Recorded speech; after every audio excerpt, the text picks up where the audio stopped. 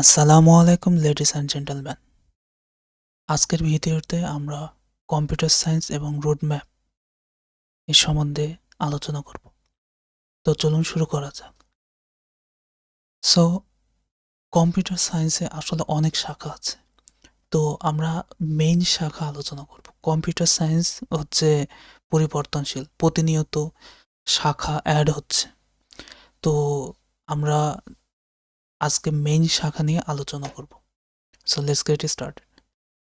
So first of all computer সায়েন্সের যে section আছে সেই সেকশনের প্রথম সেকশন হচ্ছে theoretical computer science.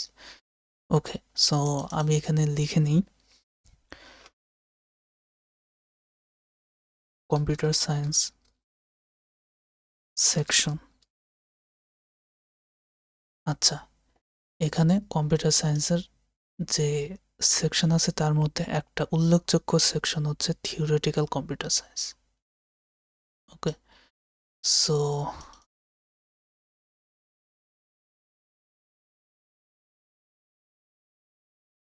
Theoretical computer science.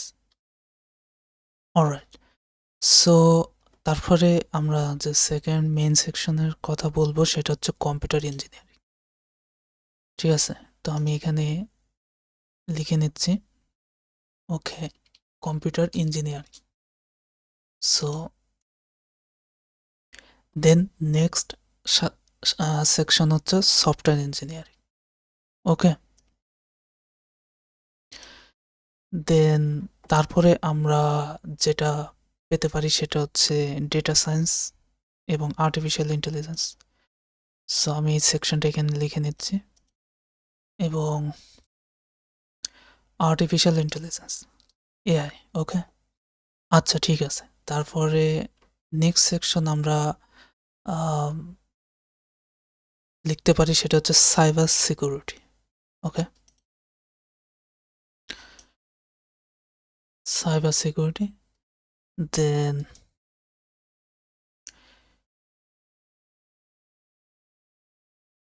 Next section আমরা ইমপ্লিমেন্ট করতে পারি সেটা হচ্ছে computer network and distributed system. Computer network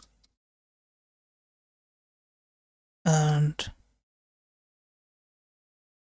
distributed system. Okay, আচ্ছা, তারপরে আমরা যে নেক্সট সেকশন অ্যাড করতে পারি সেটা হচ্ছে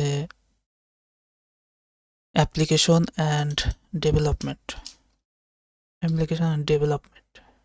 ওকে, সো নেক্সট আমরা যেটা অ্যাড করতে পারবো সেটা হচ্ছে data and database system. Database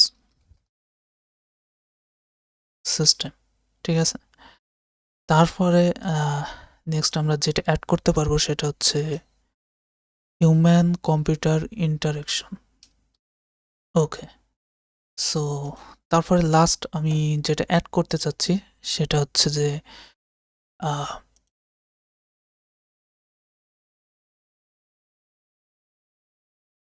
emerging technology.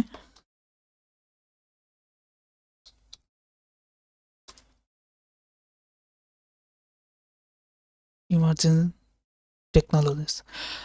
Alright, so আমি যে সেকশনগুলো এখানে আলোচনা করব আজকে তার মেইন সেকশনগুলোর মধ্যে হচ্ছে এগুলো যে আমরা রোড ম্যাপও বলতে পারি যে কম্পিউটার সায়েন্স রোড ম্যাপ হচ্ছে মেইন যে রোড ম্যাপ সেগুলো হচ্ছে theoretical computer science, computer engineering, software engineering, data science এবং আর্টিফিশিয়াল ইন্টেলিজেন্স, সাইবার সিকিউরিটি। তারপরে আছে computer network and distributed system, application development, data and database system, human computer interaction অর্থাৎ এইচসিআই, আর পরিশেষে যেটা হচ্ছে ইমার্জিং টেকনোলজি। তো এখন আমি যেটা করব সেটা হচ্ছে প্রত্যেকটা সেকশন নিয়ে আমি একটু ধারণা দেওয়ার চেষ্টা করব। ঠিক আছে, প্রথমে আমরা থিওরিটিক্যাল এর থিওরিটিক্যাল যে কম্পিউটার সায়েন্স আছে এটা নিয়ে আজকে আলোচনা করব। প্রথমে অ্যাকচুয়ালি থিওরিটিক্যাল কম্পিউটার সায়েন্স অর্থাৎ তাত্ত্বিক কম্পিউটার বিজ্ঞান হচ্ছে কম্পিউটার সায়েন্সের ভিত্তি, যা গণিত এবং লজিকের মাধ্যমে কম্পিউটেশনের ধারণা বোঝায়। এই সেকশনে আমরা এই তাত্ত্বিক কম্পিউটার বিজ্ঞানের যে গুরুত্বপূর্ণ শাখাগুলো অর্থাৎ সাব ক্যাটাগরি এগুলো আলোচনা করব। তো তাত্ত্বিক কম্পিউটার সায়েন্স অর্থাৎ থিওরিটিক্যাল কম্পিউটার সায়েন্স যেমন একটি শাখা যা কম্পিউটেশন, অ্যালগোরিদম এবং গাণিতিক ভিত্তি নিয়ে কাজ করে। ঠিক আছে, তো এটি কম্পিউটার কীভাবে কাজ করে তার নীতিগত ধারণা অ্যাকচুয়ালি দেয়। সো উদাহরণস্বরূপ আমরা বলতে পারি কম্পিউটেশনাল মডেল। ঠিক আছে, কম্পিউটেশনাল মডেল হচ্ছে কিভাবে ডেটা প্রক্রিয়া করা যায়, আর এটা হচ্ছে অ্যালগোরিদম ডিজাইন, একটি সমস্যা সমাধানের ধাপ। যদি আমি এর সাব ক্যাটাগরি উল্লেখ করতে চাই তাহলে আমরা যেটা করতে পারি সেটা হচ্ছে প্রথমে যেটা আসে, আচ্ছা আমি একটু চেষ্টা করি যে এগুলো লাইন বাই লাইন দিতে, তাহলে ভালো হবে।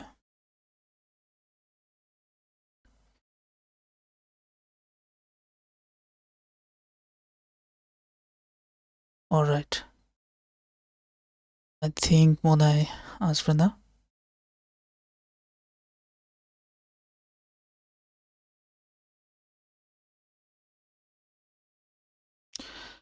আচ্ছা এখানে থাক, ঠিক আছে, আমি একটু সরিয়ে দিই এইভাবে, এইভাবে সরিয়ে দিচ্ছি, তারপরে এটাকে আমি এইভাবে সরিয়ে দিই, এই তো হয়ে গেল। তাহলে লাইন বাই লাইন হলে আমাদের একটু বুঝতে সুবিধা হবে। যাই হোক, সো থিওরিটিক্যাল কম্পিউটার সায়েন্সের যে প্রথমে যেটা আসে সেটা হচ্ছে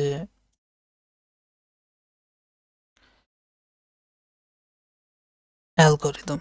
ঠিক আছে, অ্যালগোরিদম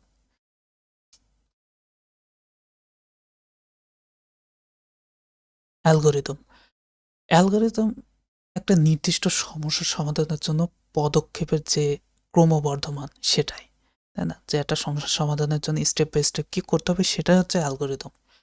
উদাহরণস্বরূপ সাজানোর জন্য আমরা কি বাবল শট, বাবল বা মার্স শট ইউজ করে থাকি, তাই না।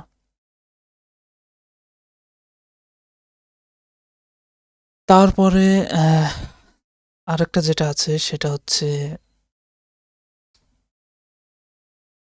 Complexity theory.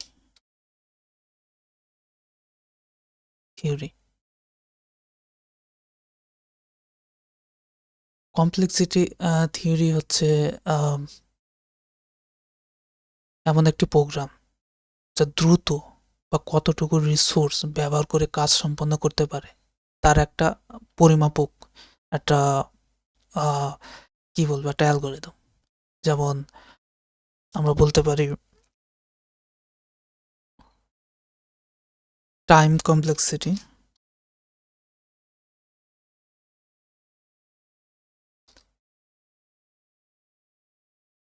R space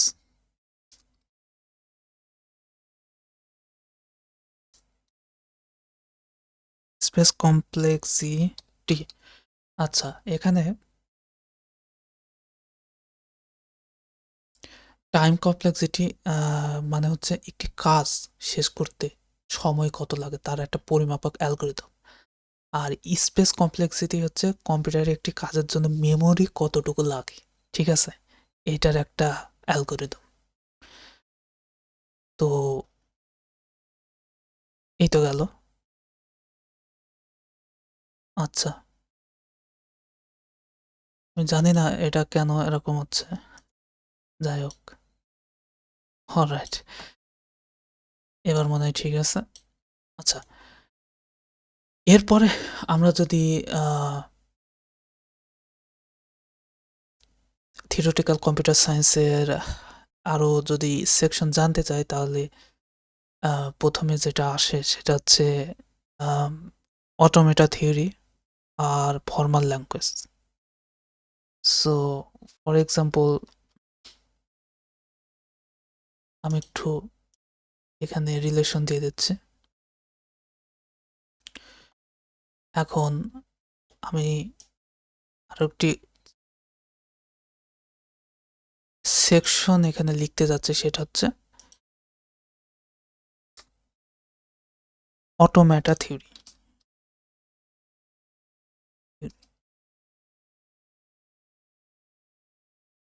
okay, I think it's okay. And 2 number হচ্ছে ফর্মাল ল্যাঙ্গুয়েজ।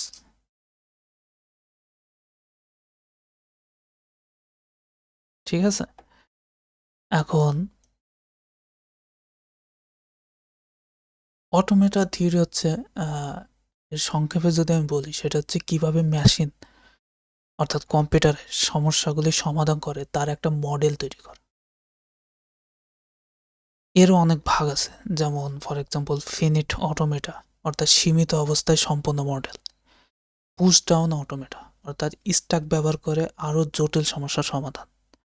ঠিক আছে, তো এগুলো আরও গভীর ডিপে আমি বেশি যাব না। দেন ফর্মাল ল্যাঙ্গুয়েজ, এর অর্থ হচ্ছে এক কথায় কৃত্রিম ভাষা বা কম্পিউটার প্রোগ্রামিং এবং অটোমেটা মডেলের জন্য এটা ব্যবহৃত করা হয়।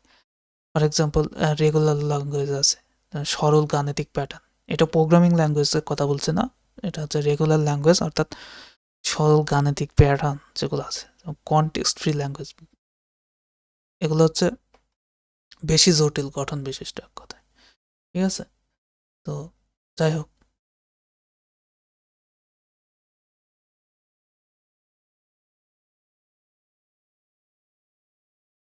এরপরে আসি কম্পিউটার মডেল এবং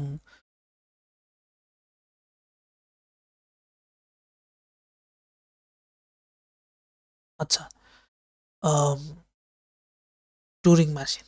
সো এটাও আর একটা সেকশন, যেমন computer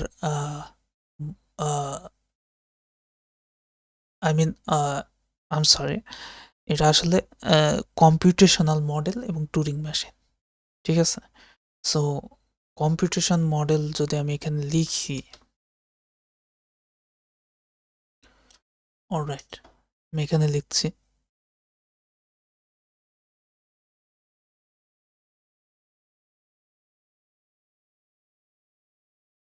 computational model. Okay, it's computational not, এটা হচ্ছে computation models. Okay, I think so. আর আরেকটা হচ্ছে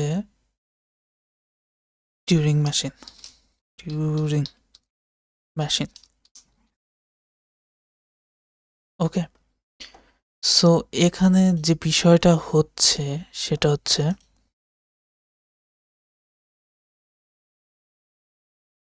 কম্পিউটেশনাল মডেল হচ্ছে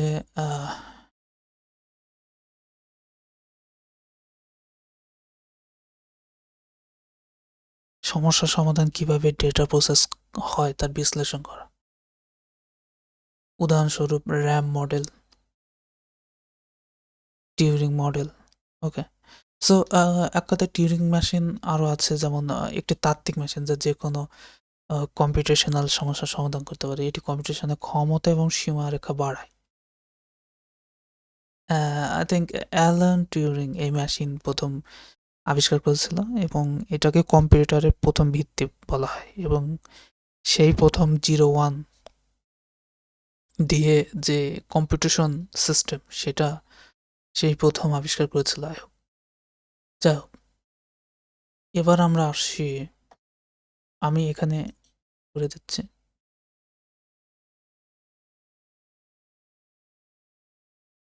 ওকে, দেন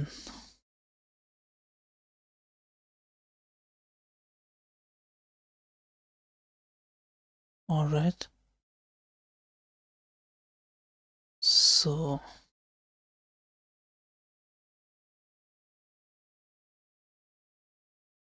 ওকে, এরপরে যেটা আছে সেটা হচ্ছে ক্রিপ্টোগ্রাফি, সিকিউর কমিউনিকেশন সিস্টেম, তাই না? সো ক্রিপ্টোগ্রাফি,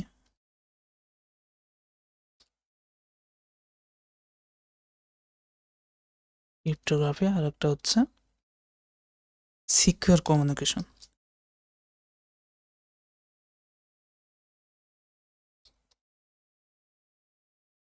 ঠিক আছে, তো এখন ক্রিপ্টোগ্রাফি, সাধারণত আমরা অনেকে জানি যে ক্রিপ্টোগ্রাফি হচ্ছে ডেটা এনক্রিপ্ট করে নিরাপদ রাখার যে পদ্ধতি, এটা হচ্ছে ক্রিপ্টোগ্রাফি। যেমন উদাহরণস্বরূপ সিমেট্রিক এনক্রিপশন। ঠিক আছে, উদাহরণস্বরূপ আমরা বলতে পারি যে সিমেট্রিক এনক্রিপশন। ঠিক আছে, আর আর একটা আছে সেটা হচ্ছে অ্যাসিমেট্রিক এনক্রিপশন।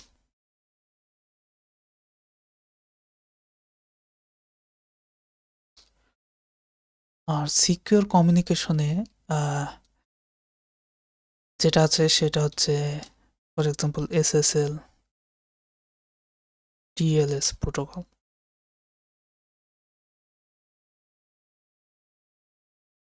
ঠিক আছে, এটা হচ্ছে নিরাপদ, বিশেষ করে ওয়েবসাইট যোগাযোগের যে মান আছে সেটা।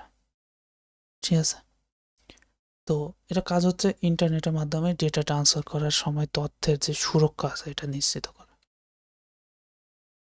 তো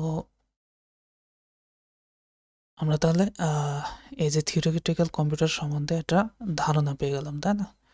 যে কম্পিউটারের কম্পিউটেশনের একটা বেসিস ধারণা, তারপর অ্যালগরিদমের দক্ষতা অর্থাৎ ইফিসিয়েন্সি, তারপর মডেল এবং মেশিনের মাধ্যমে সমস্যার সমাধান, তারপরে তথ্য সুরক্ষার জন্য ক্রিপ্টোগ্রাফি, তাই না? আচ্ছা, এটা ক্রিপশন হবে। আচ্ছা, এটা হচ্ছে থিওরিটিক্যাল কম্পিউটার সায়েন্স। এরপরে আমরা যেটা জানবো সেটা হচ্ছে computer engineering. So computer engineering হলো অ্যাকচুয়ালি হার্ডওয়্যার এবং সফটওয়্যারের সমন্বয়ে একটি শাখা, যা কম্পিউটারের কার্যকারিতা এবং ডিজাইন নিয়ে কাজ করে। তো এই সেকশনে আমরা যে কম্পিউটার ইঞ্জিনিয়ারিংয়ের যে মূল ধারণা এবং উপশাখা এগুলো আলোচনা করব। ঠিক আছে, তো কম্পিউটার ইঞ্জিনিয়ারিং আসলে কি, এটা একটু আগেই বললাম যে এটা হার্ডওয়্যার ডিজাইন এবং সফটওয়্যার ডেভেলপমেন্ট এর সংমিশ্রণ। উদাহরণস্বরূপ যেমন প্রসেসর ডিজাইন, অপারেটিং সিস্টেম তৈরি, তাই না? তারপরে আছে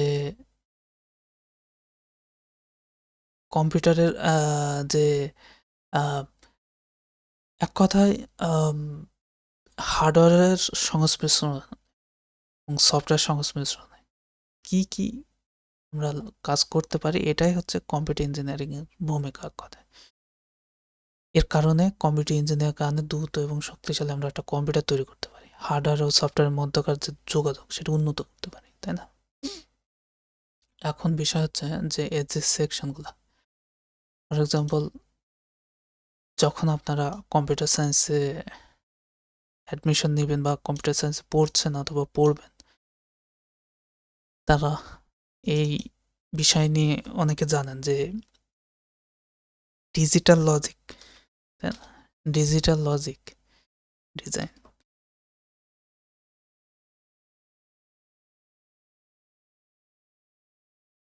তাই না? Digital logic design, for example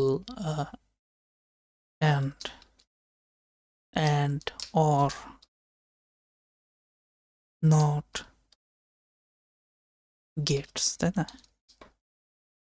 আচ্ছা, এখন এই কম্পিউটারের ভিত্তি যেখানে ডেটা বাইনারি আকারে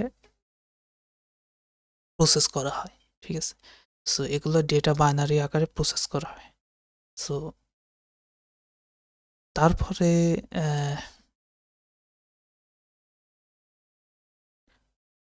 এরও আরো অনেক উপশাখা আছে, যেমন আচ্ছা আমি উপশাখাগুলো এর মধ্যে আলোচনা করছি, ঠিক আছে? যেমন কম্বিনেশনাল লজিক, ঠিক আছে? কম্বিনেশনাল লজিকের কাজ কি?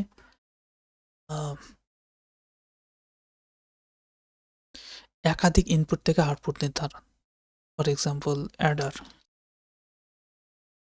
তারপরে মাল্টিপ্লেক্সার, তাই না? মাল্টিপ্লেক্স।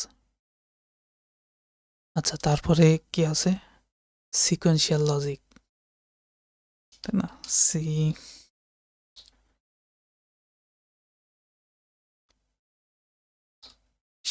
লজিক। সিকোয়েন্সিয়াল লজিক সময়ের উপর নির্ভর করে যে কাজগুলো করে তাকে এক কথায় সিকোয়েন্সিয়াল লজিক বলা হয়। উদাহরণস্বরূপ ফ্লিপ ফ্লপ রেজিস্টার, তাই না? সো এই গেল।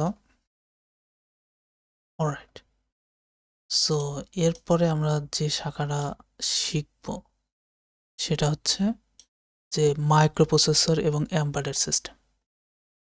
সো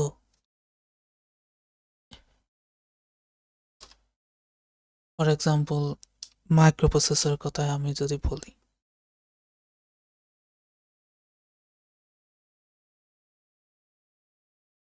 এটা একটা চিপ বা ডেটা প্রসেসিং এবং নির্দেশনা সম্পাদন করে। সো ফর এক্সাম্পল আমরা তো জানি, উদাহরণস্বরূপ Intel core i7, right? AMD Ryzen, আরও কত কি আছে। তারপরে আরেকটা যেটা আছে সেটা হচ্ছে যে এমবেডেড সিস্টেম।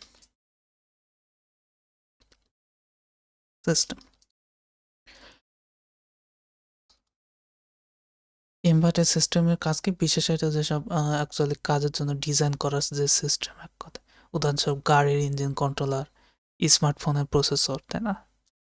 সো এরপরে আমি যেটা নিয়ে আলোচনা করব সেটা হচ্ছে যে computer architecture. So computer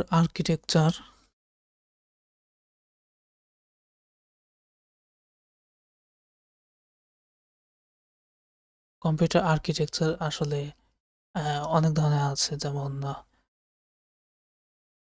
van Neumann architecture. Von Neumann আর্কিটেকচারের কাজ হচ্ছে ডেটা এবং নির্দেশ অনুযায়ী মেমোরিতে সংরক্ষণ করা, ঠিক আছে? জাস্ট সংক্ষেপে লিখছি, ভ্যান নিউম্যান আর্কিটেকচার, ওকে? তারপরে আছে হচ্ছে মাল্টিকোর প্রসেসর, অর্থাৎ মাল্টিকোর প্রসেসিং, তাই না? মাল্টিকোর প্রসেসিং হচ্ছে একাধিক প্রসেসর যে একসাথে কাজ করে, উদাহরণস্বরূপ যেমন 4 কোর 8 কোর প্রসেসর। তারপরে আচ্ছা হচ্ছে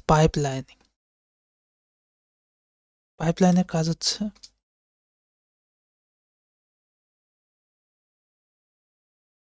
হচ্ছে যে নির্দেশগুলোকে পর্যায়ক্রমে সম্পাদন করা, ঠিক আছে? যে কম্পিউটার যে আর্কিটেকচার যে নির্দেশগুলো আছে এগুলো পর্যায়ক্রমে সম্পাদন করা। তারপরে আমরা যেটা জানবো সেটা হচ্ছে IoT, very interesting topic. So IoT হচ্ছে ইন্টারনেটের মাধ্যমে বিভিন্ন ডিভাইসের সংযোগ, উদাহরণস্বরূপ স্মার্ট হোম ডিভাইস। সো আইওটির উপাদানগুলো, মেন যে উপাদানগুলো সেগুলো হচ্ছে সেন্সরস, তারপরে আরও অনেক আছে, যেমন অ্যাকচুয়েটর, তারপর ক্লাউড কম্পিউটিং, তাই না?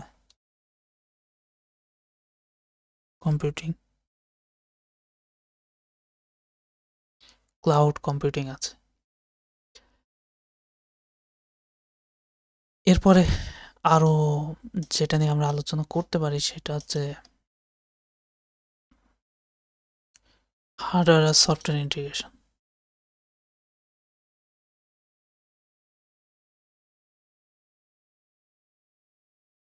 Hardware software integration.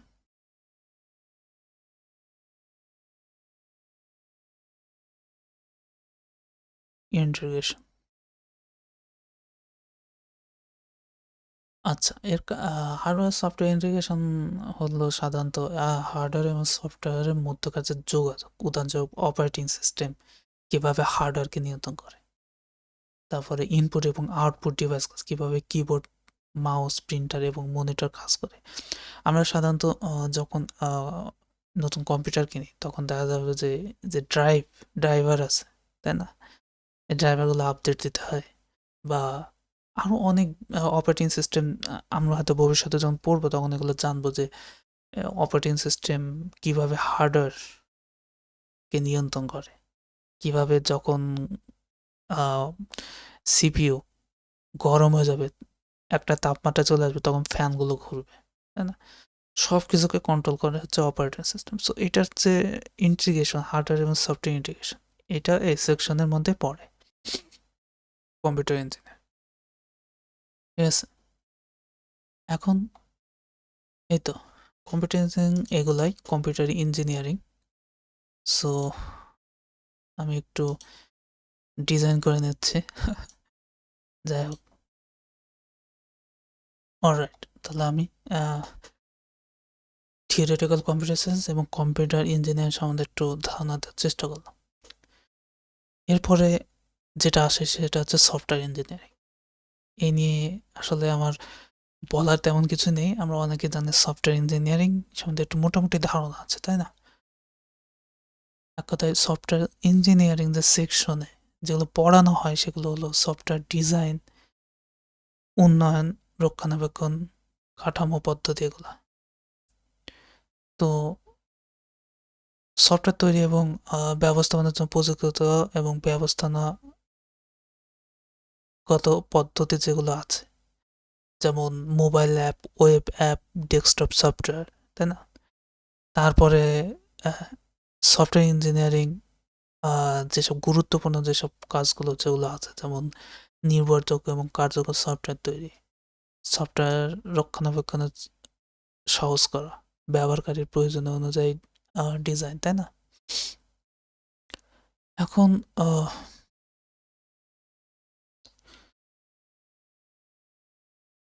আচ্ছা, আমি এখন আলোচনা করব সফটওয়্যার ইঞ্জিনিয়ারিং সেকশনের সাব সেকশন যেগুলো আছে। প্রথমে আমরা যদি আলোচনা করতে হয় তাহলে প্রথমে যেটা আসে সেটা হচ্ছে যে সফটওয়্যার ডেভেলপমেন্ট লাইফ সাইকেল। অনেক গুরুত্বপূর্ণ। সফটওয়্যার ডেভেলপমেন্ট লাইফ সাইকেল, তাই না? এটা হলো সফটওয়্যার তৈরি করার যে ধাপ, সেগুলোকেই সফটওয়্যার ডেভেলপমেন্ট লাইফ সাইকেল বলা হয়। যেমন ধাপগুলো হলো, যেমন রিকোয়ারমেন্ট অ্যানালাইসিস, তাই না? রিকোয়ারমেন্ট অ্যানালাইসিস অর্থাৎ ব্যবহারকারীর চাহিদা বিশ্লেষণ। তারপরে সেকেন্ড ধাপ হচ্ছে সিস্টেম ডিজাইন, তাই না? থার্ড ধাপ হচ্ছে ইমপ্লিমেন্টেশন অর্থাৎ কোডিং। চতুর্থ ধাপ হচ্ছে টেস্টিং, সফটওয়্যার টেস্ট করা। পঞ্চম ধাপ হচ্ছে ডিপ্লয়মেন্ট, তাই না? তারপর 6 নম্বর যে ধাপ সেটা হচ্ছে মেইনটেইন,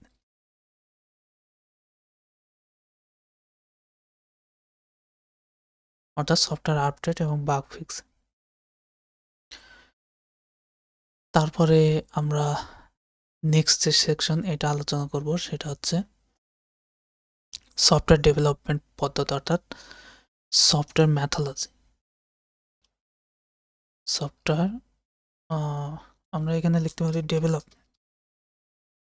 ম্যাথোলজিস।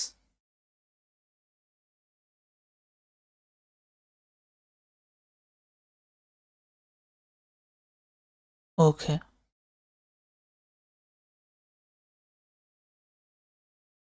ওকে, এটা আসলে হবে হচ্ছে I think methodologies, methodologies, I think so. যাই হোক, সো এর মধ্যে কি কি আছে, যেমন ওয়াটারফল মডেল,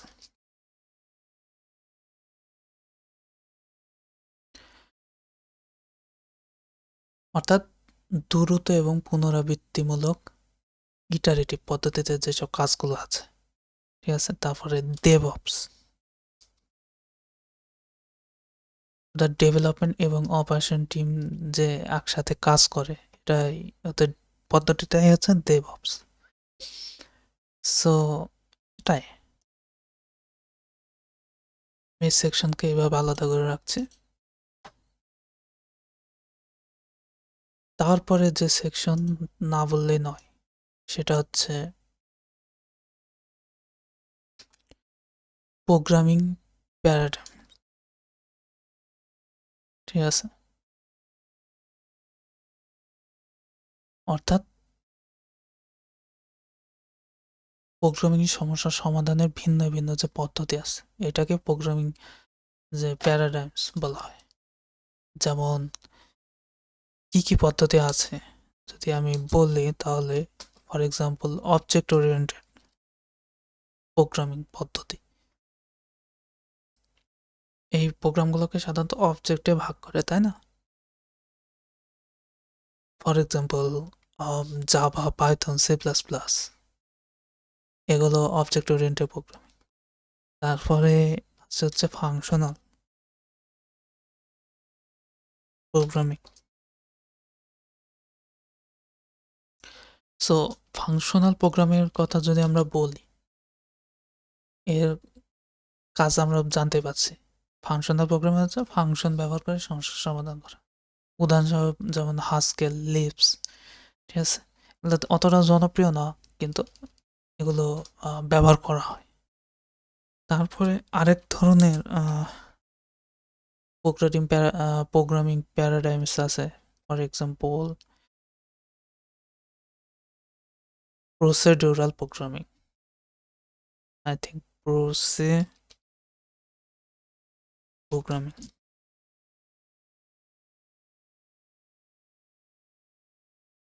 আচ্ছা,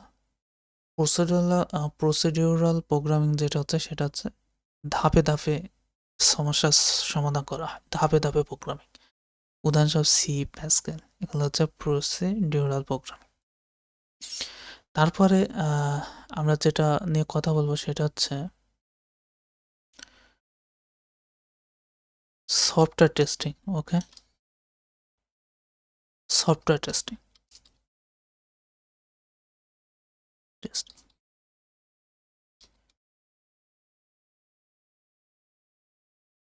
আচ্ছা, সফটওয়্যার টেস্টিং এর মধ্যে যেগুলো আছে,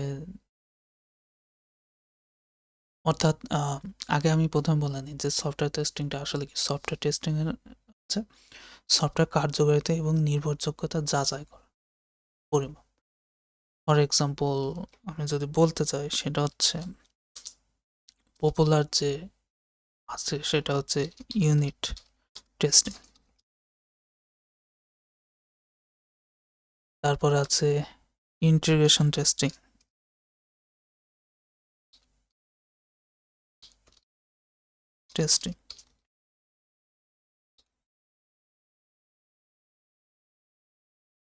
তারপরে যেটা আছে সেটা হচ্ছে সিস্টেম টেস্টিং।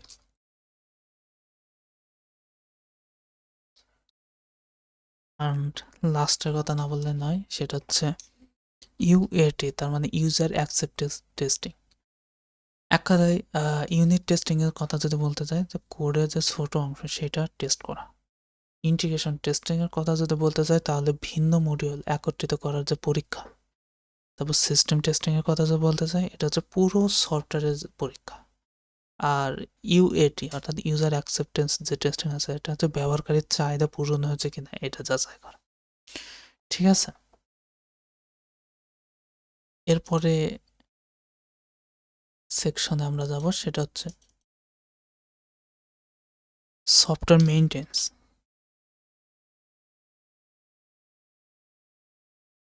মেইনটেনেন্স।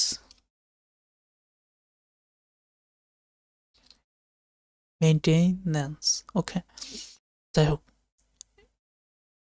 এই সফটওয়্যার মেইনটেন্যান্সে অনেক ধাপ আছে, যেমন কারেক্টিভ মেইনটেন্যান্স, বাগ ফিক্স, ঠিক আছে। তারপরে অ্যাডাপটিভ মেইনটেন্যান্স, অর্থাৎ নতুন চাহিদা অনুযায়ী পরিবর্তন। তারপরে হচ্ছে পারফেক্টিভ মেইনটেন্যান্স, আই থিঙ্ক এর কাজ হচ্ছে কার্যকারিতা বাড়ানো। অর্থাৎ অর্থাৎ সফটওয়্যার মেইনটেন্যান্স যে তিনটা মেইন ধাপ আছে, এটা হচ্ছে কারেক্টিভ মেইনটেন্যান্স, অ্যাডাপটিভ মেইনটেন্যান্স আর পারফেক্টিভ মেইনটেন্যান্স, ঠিক আছে। এই তো হয়ে গেল। এখন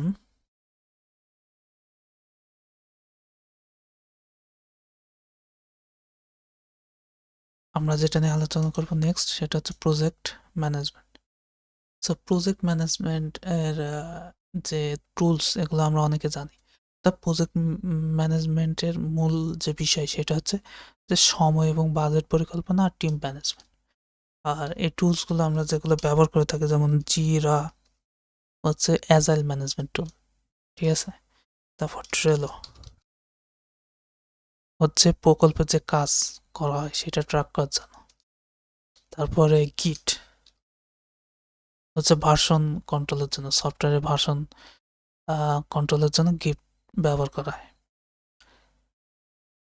এখন এগুলোই হচ্ছে সফটওয়্যার ডেভেলপমেন্টের ধাপ এবং পদ্ধতি, এবং প্রোগ্রামিং প্যারাডাইম এবং টেস্টিং পদ্ধতি, আর সফটওয়্যার রক্ষণাবেক্ষণ এবং প্রকল্প ব্যবস্থাপনা, ঠিক আছে।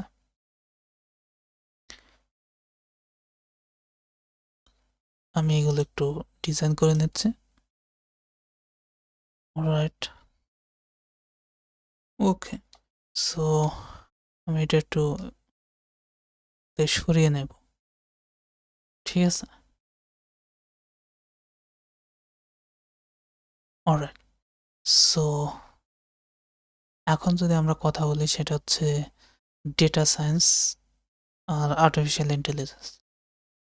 এটা খুবই এখন বর্তমানে খুবই পপুলার একটা টপিক, তাই না?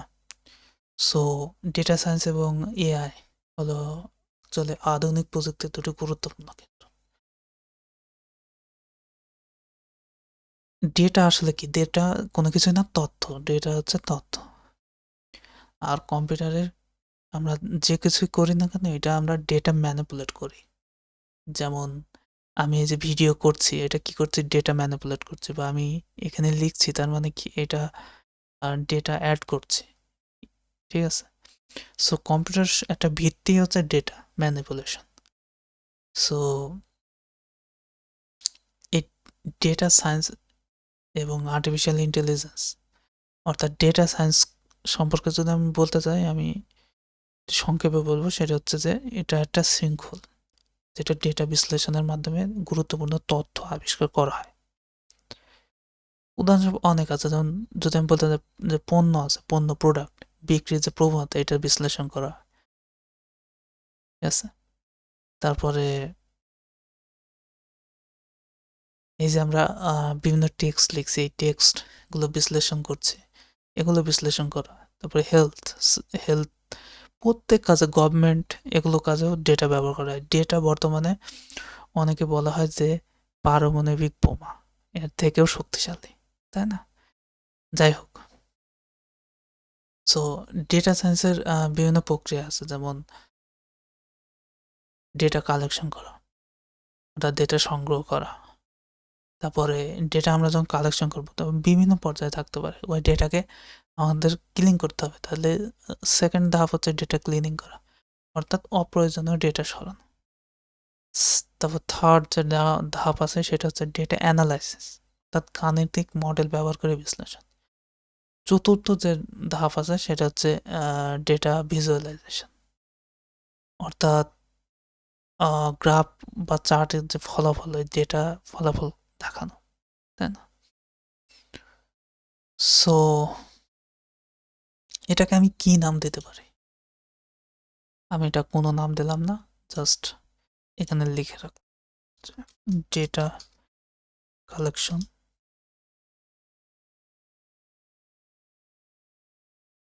কালেকশন,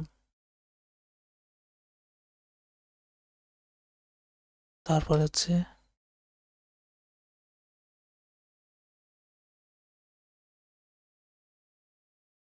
ডেটা ক্লিনিং,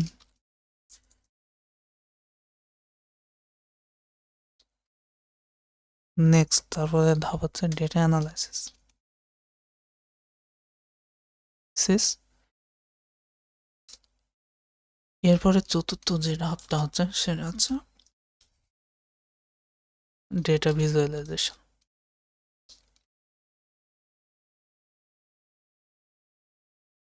তাই না? যাই হোক,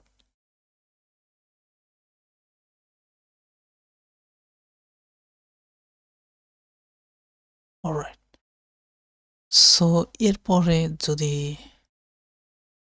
পরবর্তী ধাপ নিয়ে আলোচনা করতে হয় তাহলে আর্টিফিশিয়াল ইন্টেলিজেন্স, তাই না? খুবই গুরুত্বপূর্ণ ধাপ। ওকে, আর্টিফিশিয়াল ইন্টেলিজেন্সের কাজ কি? অর্থাৎ বাংলায় যাকে বলে কৃত্রিম বুদ্ধিমত্তা। এটি একটি প্রযুক্তি যা মেশিনকে মানুষের মতো চিন্তা এবং সিদ্ধান্ত নিতে সক্ষম করে। উদাহরণস্বরূপ স্বয়ংক্রিয় গাড়ি, self driving cars, virtual assistant, তাই না? Siri, Alexa. তারপর বর্তমানে যেটা খুবই চর্চা হচ্ছে সেটা হচ্ছে চ্যাট জিপিটি, তাই না? অর্থাৎ আচ্ছা, তাহলে এআই এআই যে ধরন আছে এর প্রধান ধরন যদি আমি আলোচনা করি, ফর এক্সাম্পল ন্যারো এআই, এটা হচ্ছে যে একটি নির্দিষ্ট কাজের জন্য ব্যবহৃত, ফর এক্সাম্পল চ্যাট জিপিটি, তাই না? তারপরে জেনারেল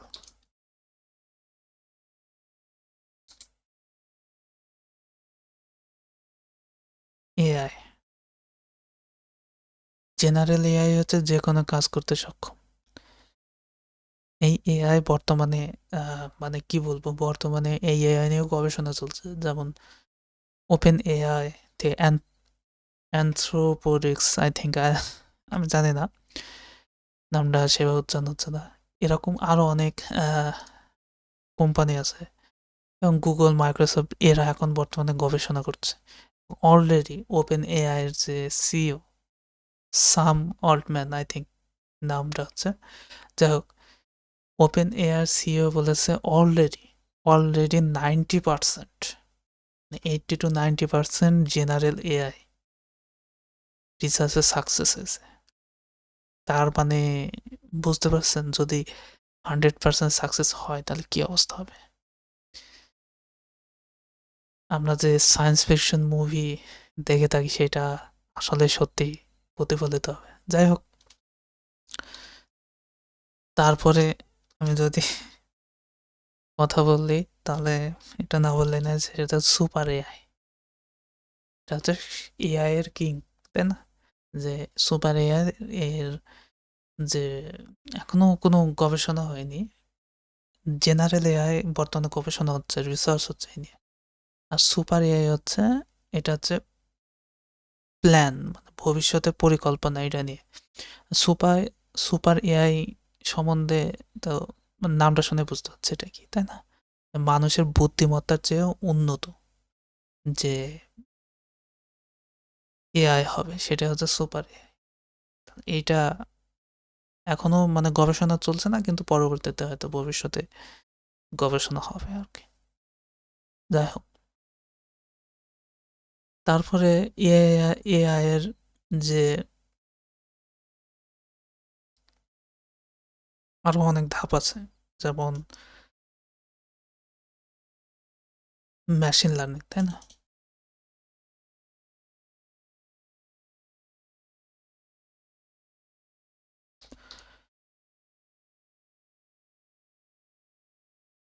মেশিন লার্নিং হচ্ছে এমন একটি পদ্ধতি যেখানে মেশিন ডেটা থেকে শেখে, ডেটা থেকে মেশিন শেখে।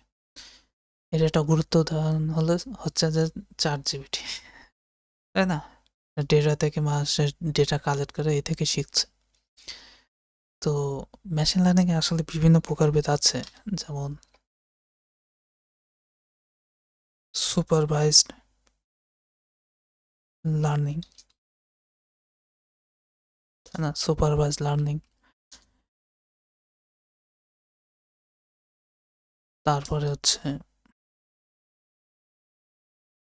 আনসুপারভাইজড লার্নিং, ঠিক আছে? তারপরে আছে reinforce, I think reinforcement learning. আচ্ছা, এগুলো আসলে কি? এগুলো হচ্ছে মেশিন লার্নিং এর সেকশন, ঠিক আছে? তো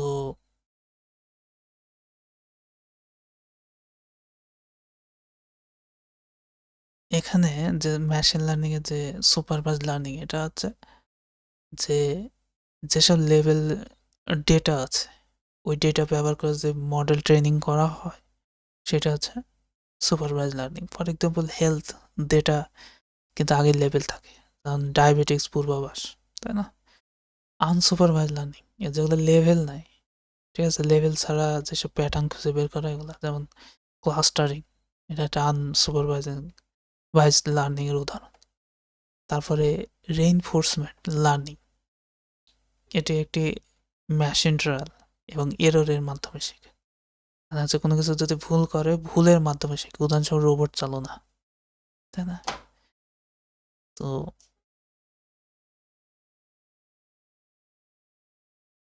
এই তো গেল মেশিন লার্নিং এর যে উদাহরণ দিলাম।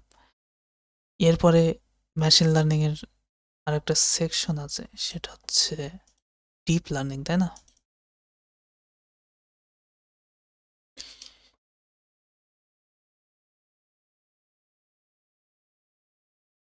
ডিপ লার্নিং কি? এটি হচ্ছে মেশিন লার্নিং এর একটু উন্নত শাখা, যেখানে নিউরাল নেটওয়ার্ক ব্যবহার করা হয়, ঠিক আছে? উদাহরণস্বরূপ চিত্র বা ছবি শনাক্তকরণের জন্য, অর্থাৎ ইমেজ রেকগনাইজেশনের জন্য যে টেকনোলজি ইউজ করা হয়। তারপরে ল্যাঙ্গুয়েজ ট্রান্সলেশন, এর যে প্রধান যে ধারণা এক কথা আছে, যেমন ANN, আর্টিফিশিয়াল নিউরাল নেটওয়ার্ক, এটার কাজ হচ্ছে মস্তিষ্কের মতো এই অ্যালগরিদম কাজ করে। তারপরে কনভলিউশনাল নিউরাল নেটওয়ার্ক অর্থাৎ CNN, এটার কাজ হচ্ছে ছবি এবং ভিডিও বিশ্লেষণে ব্যবহৃত হয়। আরেকটা আছে, সেটা হচ্ছে RNN, রিকারেন্ট নিউরাল নেটওয়ার্ক, এটার হচ্ছে সিকোয়েন্সিয়াল যে ডেটা আছে, অর্থাৎ ক্রমবর্ধমান যে ডেটা আছে, এটা বিশ্লেষণে ব্যবহৃত হয়, তাই না? এখন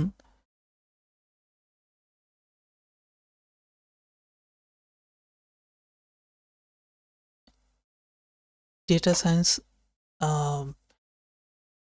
এবং AI, এই নিয়ে পরবর্তীতে আমি অনেক কোর্স করব ইনশাল্লাহ ভবিষ্যতে। যাই হোক, এখন ডেটা সায়েন্স নিয়ে যখন আমরা কথা বলি, আমি একটু সাধারণত, মানে যারা জানে না এই সম্বন্ধে, আমি একটু মানে ধারণা দেওয়ার চেষ্টা করছি। সেটা হচ্ছে যে ডেটা সায়েন্সের যেসব টুলস আছে, ফর এক্সাম্পল পান্ডাস, নামবাই, ম্যাট প্লটলিব, এগুলো ডেটা সায়েন্স শিখতে হবে। ডেটা সায়েন্স শিখতে হলে এগুলো লাগবে। তারপরে আর প্রোগ্রামিং ল্যাঙ্গুয়েজ আছে, ঠিক আছে? পাইথন তো অবশ্যই আছে, পাইথন শেখা লাগবে। তবে সাথে সাথে আরও শিখতে হবে ডেটা বিশ্লেষণের জন্য। টেবিল টেবিল এউ আছে, ঠিক আছে? এটা হচ্ছে ডেটা ভিজুয়ালাইজেশন। তারপরে মেশিন লার্নিং যেসব টুলস আছে, আমি এটা বললাম ডেটা সায়েন্স টুলস, ঠিক আছে? যে পাইথন, পান্ডা, নামপাই, ম্যাটপ্লটলিব, আর টেবিল এউ, ঠিক আছে?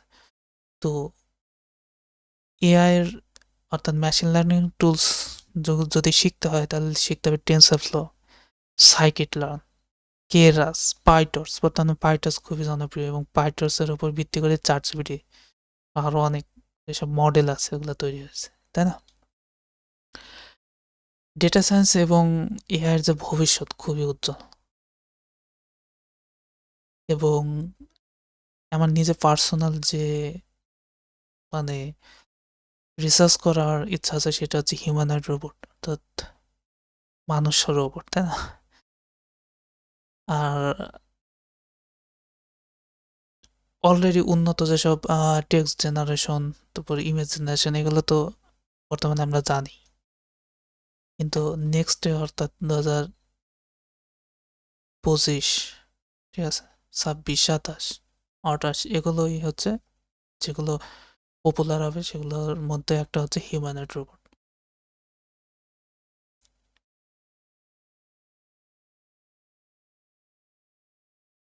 ঠিক আছে, এগুলোই এগুলোই হচ্ছে ডেটা সায়েন্স এবং এআই এর একটা প্রাথমিক ধারণা দেওয়ার চেষ্টা করলাম।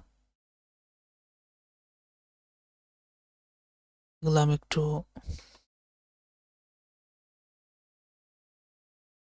ডিজাইন করে নিই। অলরাইট, সো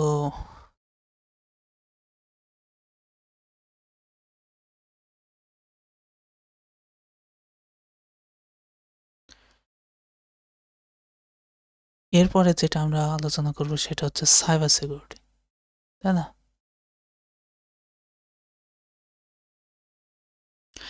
এখন সাইবার সিকিউরিটি সম্বন্ধে আমাদের অনেকের ধারণা আছে, নন কম্পিউটার সায়েন্স যারা আছে তারাও এটা সম্বন্ধে জানে, তাই না? সাইবার সিকিউরিটি হচ্ছে ডিজিটাল সিস্টেম, অর্থাৎ এটা ডেটাকে সুরক্ষিত রাখার একটি প্রক্রিয়া। এটি হ্যাকারদের আক্রমণ থেকে তথ্য এবং নেটওয়ার্ককে রক্ষা করতে সাহায্য করে। সো এখানে এই সেকশনে আমি সাইবার সিকিউরিটি এবং এর সাবসেকশন নিয়ে ব্যাখ্যা করার চেষ্টা করব। তো সাইবার সিকিউরিটির মূল যে গুরুত্বপূর্ণ যে 3টা পয়েন্ট আছে সেটা হচ্ছে ব্যক্তিগত তথ্য সুরক্ষিত করা, সিস্টেম ডাউনটাইম প্রতিরোধ করা, আর অর্থনৈতিক ক্ষতি রোধ করা, তাই না? এই 3টা হচ্ছে খুবই গুরুত্বপূর্ণ বিষয়। এখন ফর এক্সাম্পল টাইপ অফ যদি সাইবার সিকিউরিটি কথা আমি বলতে চাই,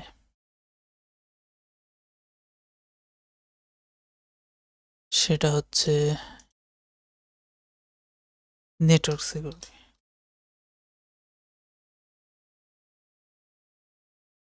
সো নেটওয়ার্ক সিকিউরিটির কাজ কি? নেটওয়ার্ক সুরক্ষার জন্য ব্যবস্থা, উদাহরণস্বরূপ ফায়ারওয়াল, ভিপিএন, তাই না?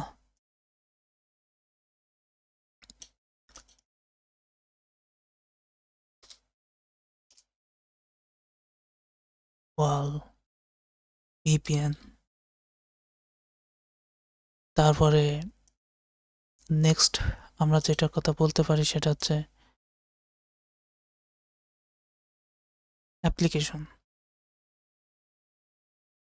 সিকিউরিটি।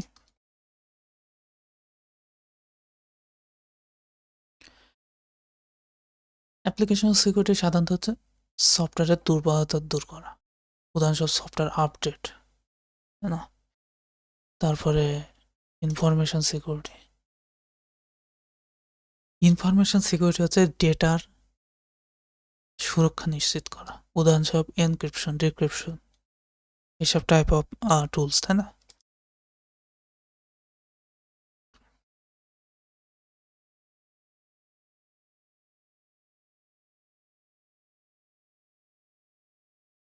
তারপরে আরও আছে যেমন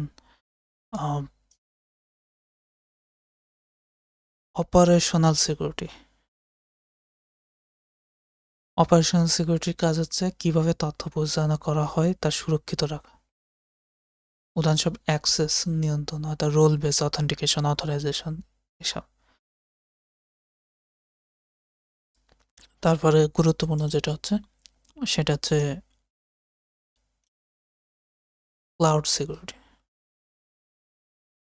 ক্লাউড সিকিউরিটি, তাই না? এগুলো হচ্ছে টাইপ অফ সাইবার সিকিউরিটি। আমরা যদি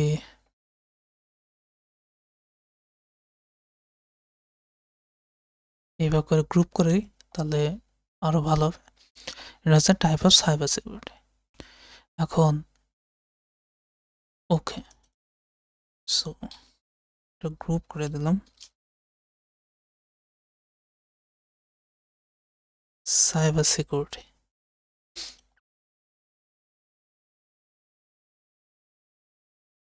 তারপরে যেটা নিয়ে কথা বলবো সেটা হচ্ছে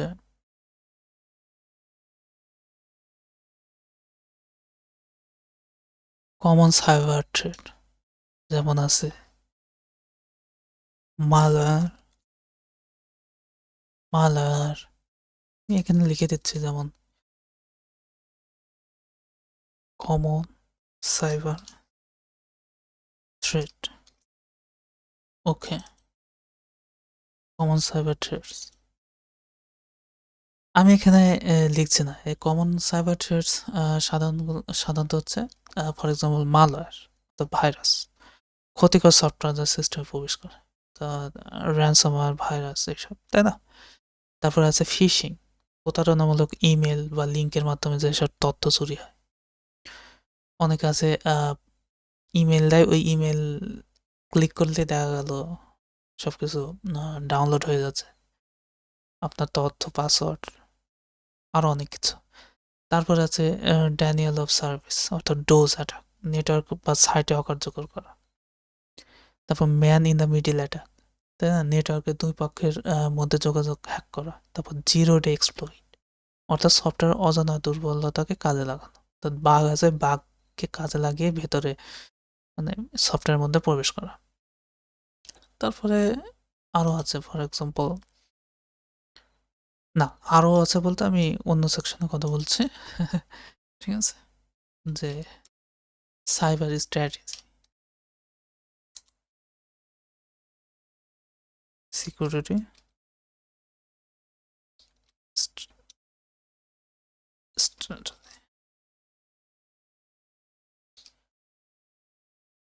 তাই না? এখন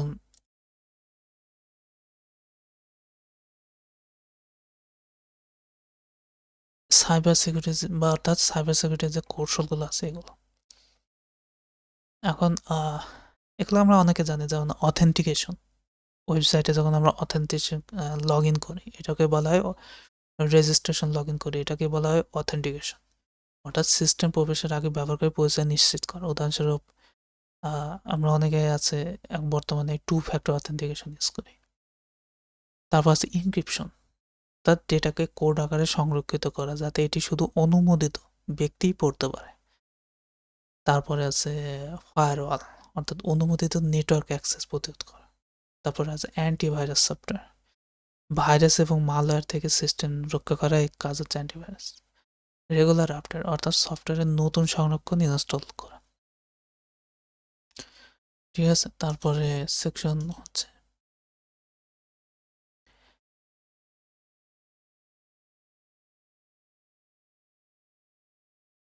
অর্থাৎ legal legal aspects of cyber security, অর্থাৎ সাইবার সিকিউরিটির আইনি যেসব দিকগুলো আছে, যেমন আইনি কাঠামো, ডিজিটাল নিরাপত্তা আইন, তারপর জেনারেল ডাটা প্রোটেকশন রেগুলেশন, অর্থাৎ ডেটা সুরক্ষার জন্য ইউরোপের যেসব আইনগুলো আছে এগুলো জানা। তারপর সাইবার ক্রাইমের উদাহরণ যেমন ডেটা ব্রিচ, ব্যাংক ফ্রড, এগুলো।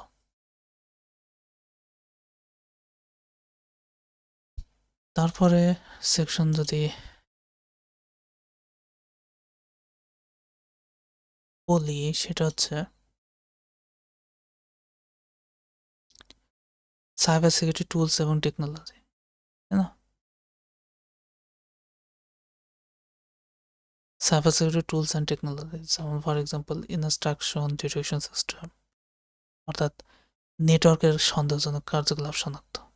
তারপরে security information and events management, অর্থাৎ নিরাপত্তার হুমকির ওপর নজর রাখা। তারপরে পেনিট্রেশন টেস্টিং টুল, অর্থাৎ সিস্টেম দুর্বল পরীক্ষা, উদাহরণস্বরূপ কালি লিনাক্স, তাই না? তারপর পাসওয়ার্ড ম্যানেজার, শক্তিশালী পাসওয়ার্ড তৈরি এবং সংরক্ষণ, আরও অনেক কিছু।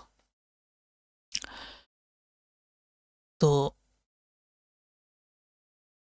এই সেকশনটা এতটুকুই বলতে পারি।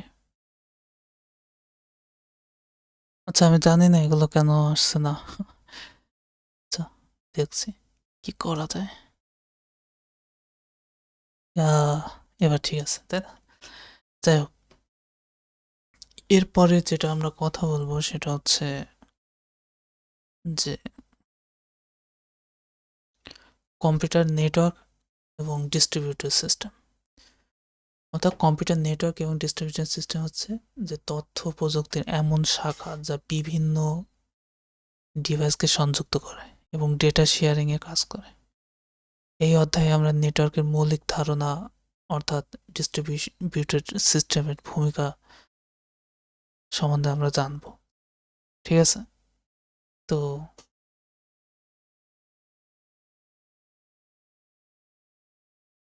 কম্পিউটার নেটওয়ার্ক সম্বন্ধে আমরা অনেকে জানি, তাই না?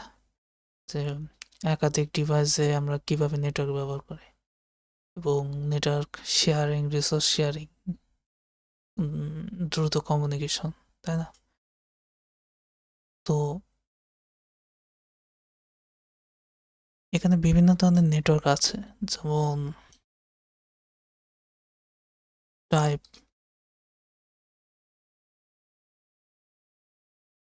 Of network.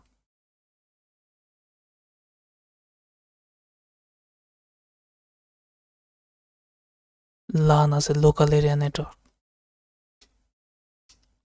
ম্যান আছে, মেট্রোপলিটন এরিয়া নেটওয়ার্ক, তাই না? তারপরে আমরা যদি আরো বলি, এটা হচ্ছে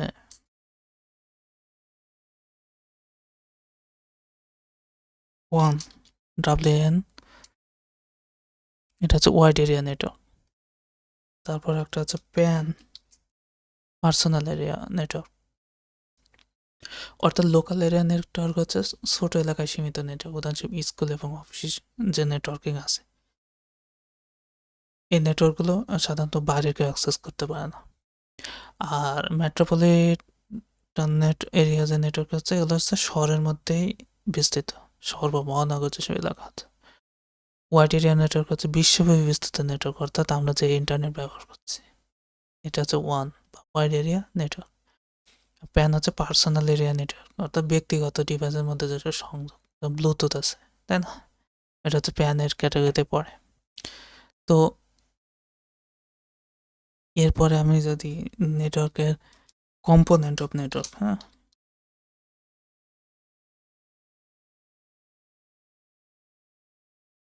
সো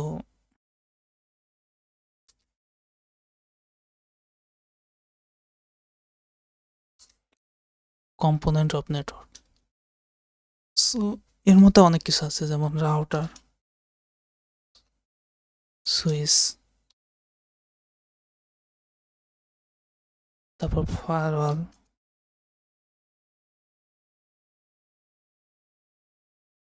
তারপর মডেম, অনেক কিছু আছে।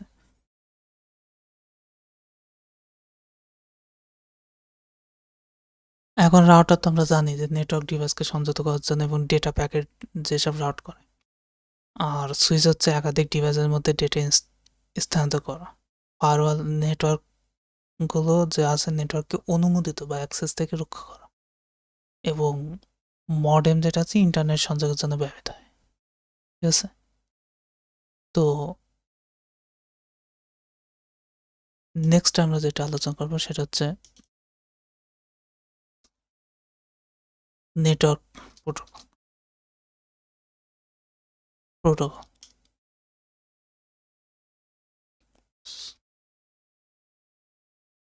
নেটওয়ার্ক প্রোটোকল হচ্ছে নিয়মের একটি সেট যা ডিভাইসের মাধ্যমে যোগাযোগ নিশ্চিত করে। সেই নিয়মগুলো কি কি? যেমন HTTP, অর্থাৎ HTTP বা HTTPS, তাই না?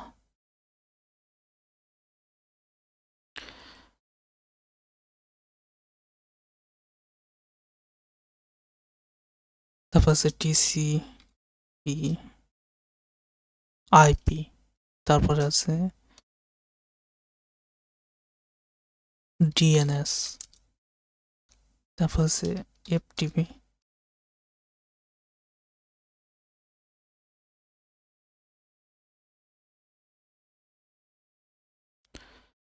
এখন এগুলো কি আসলে? HTTP বা HTTPS হচ্ছে ওয়েব ডেটা ট্রান্সফার, এটা আমরা সবাই জানি। TCP/IP হচ্ছে ডেটা প্যাকেট ট্রান্সফার জন্য যেসব প্রোটোকল।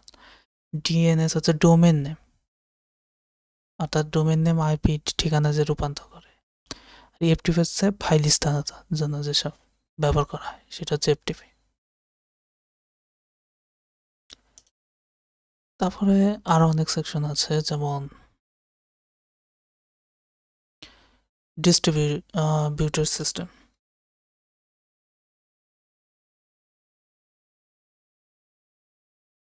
ডিস্ট্রিবিউটেড সিস্টেম হচ্ছে একাধিক কম্পিউটার একত্রে কাজ করে এবং একটি সিস্টেম হিসেবে কাজ করে। উদাহরণস্বরূপ ক্লাউড কম্পিউটিং, ব্লক চেন, তাই না? যেমন গুণাবলীগুলো যদি আমি বলি, সেটা হচ্ছে যেমন স্কেলেবিলিটি, সহজে বড় করা যায়, ফল্ট টলারেন্স, একটি অংশ বিফল হলে সিস্টেম কাজ চালিয়ে যায়, ট্রান্সপারেন্সি, অর্থাৎ ব্যবহারকারী কাছে একক সিস্টেম হিসেবে দেখা যায়।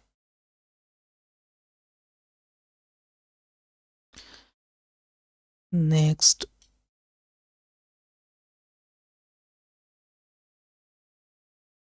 আচ্ছা, তারপরে বিভিন্ন টাইপের অ্যাকচুয়ালি ডিস্ট্রিবিউট সিস্টেম আছে, যেমন ক্লায়েন্ট সার্ভার মডেল, তাই না? ক্লায়েন্ট সার্ভার মডেলের কাজ হচ্ছে যে ক্লায়েন্ট ডিভাইস সার্ভার থেকে পরিষেবা যেসব পরিষেবা গ্রহণ করে, উদাহরণস্বরূপ ওয়েব সার্ভার, তারপরে পি টু পি, তো পি টু পি, যেমন টরেন্ট আছে, তাই না? ক্লাস্টার কম্পিউটিং, অর্থাৎ একাধিক কম্পিউটার একত্রে কাজ করে, যেমন গুগল সার্চ ইঞ্জিন। তো গ্রিড কম্পিউটিং, বিভিন্ন স্থানে তা কম্পিউটার রিসোর্স শেষ করে, অর্থাৎ বিজ্ঞানের যেসব গবেষণা প্রজেক্টে ব্যবহৃত হয় ওগুলো। আরেকটা যে সেকশন আছে ওইটা না বললেই নয়, সেটা হচ্ছে ক্লাউড কম্পিউটিং।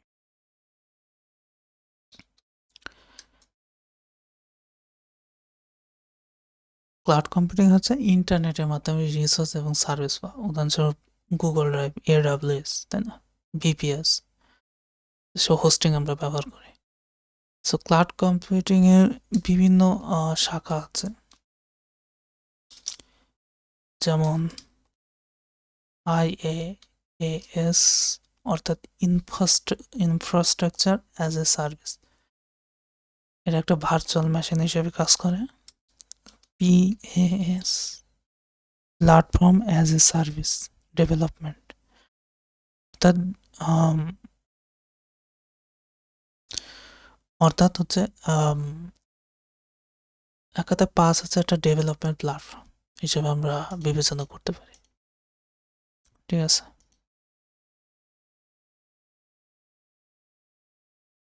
নেক্সট সাস। সাস হচ্ছে সফটওয়্যার অ্যাজ এ সার্ভিস, অর্থাৎ সফটওয়্যার পরিষেবা।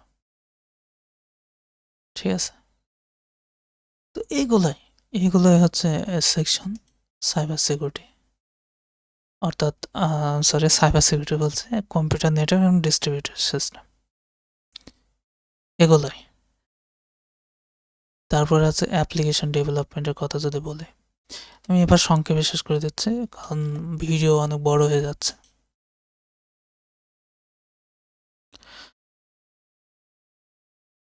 অ্যাপ্লিকেশন ডেভেলপমেন্টের কথা যখন বলি, যেমন অর্থাৎ অ্যাপ্লিকেশন ডেভেলপমেন্ট অর্থাৎ এটি হলো কম্পিউটার বিজ্ঞানের অর্থাৎ কম্পিউটার সায়েন্স একটি ব্যবহারিক ক্ষেত্র, যেখানে সফটওয়্যার এবং টুল তৈরি করে সমস্যার সমাধান করা হয়। অর্থাৎ বিভিন্ন টাইপ অফ অ্যাপ্লিকেশন আমরা আছে জানি, যেমন ডেস্কটপ অ্যাপ্লিকেশন,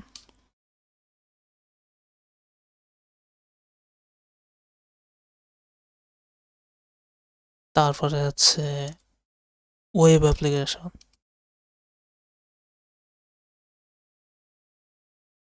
তারপরে আছে মোবাইল অ্যাপ্লিকেশন,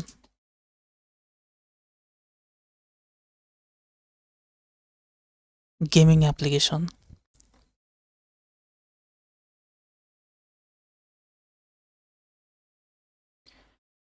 তারপর এমবেডেড অ্যাপ্লিকেশন, তাই না? এরকম আরো আছে। তো এটা তো গেল ডেভেলপমেন্ট পর্যায়ে। তারপরে আরো যেগুলো আছে সেগুলো হচ্ছে সফটওয়্যার ডেভেলপমেন্ট প্রসেস, তাই না?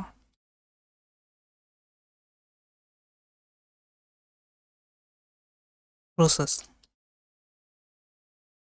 ফর এক্সাম্পল আছে, ফর এক্সাম্পল বলতে যেটা আমি বলবো সেটা হচ্ছে যে সফটওয়্যার ডেভেলপমেন্টে যে একটা প্রসেস আছে। প্রথমে আমরা যেটা করি কি প্ল্যানিং অর্থাৎ পরিকল্পনা করি সফটওয়্যার তৈরির আগে, তাই না? অর্থাৎ সমস্যাকে চিহ্নিত করে এবং সমাধানের পথ নির্ধারণ। তারপরে আছে হচ্ছে ডিজাইন, অর্থাৎ সফটওয়্যারের আর্কিটেকচার এবং ইউআই ডিজাইন করা। তারপরে হচ্ছে ডেভেলপমেন্ট, অর্থাৎ কোড লেখা এবং অ্যাপ্লিকেশন তৈরি করা। নেক্সট টেস্টিং, অর্থাৎ বাগ চিহ্নিত করা এবং সমাধান করা। তারপরে ডিপ্লয়মেন্ট, অর্থাৎ ব্যবহারকারীর জন্য অ্যাপ্লিকেশন যে শো করা, ঠিক আছে? তারপরে মেইনটেনেন্স, ওকে, অর্থাৎ ভবিষ্যতে সমস্যা সমাধান এবং সফটওয়্যার আপডেট রাখা। অলরাইট, তারপরে নেক্সট সেকশন হচ্ছে ডেভেলপমেন্ট মডেল।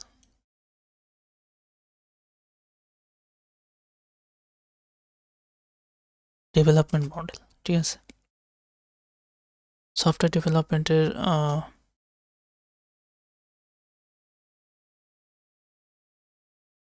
যেসব মডেলগুলো আছে সেগুলো আমরা যখন কম্পিউটার সায়েন্স নিয়ে পড়বো তখন এগুলো জানতে হবে। যেমন ওয়াটারফল মডেল, অর্থাৎ ধাপে ধাপে কাজ সম্পন্ন করা। অ্যাজাইল মডেল,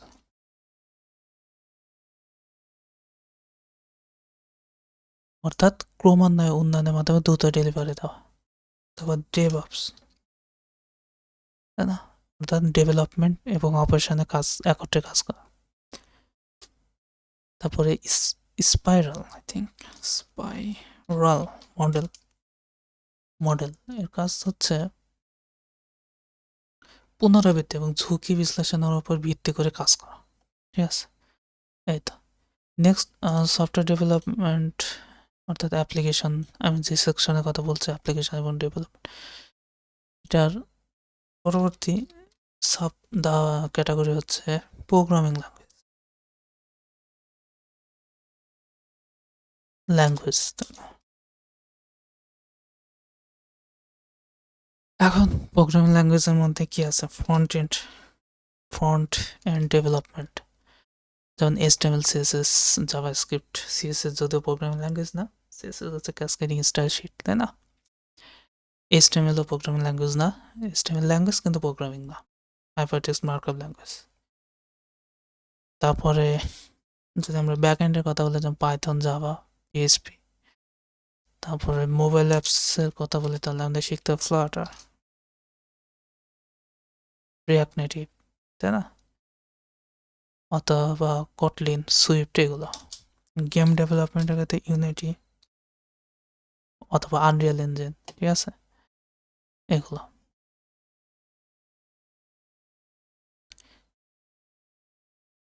এখন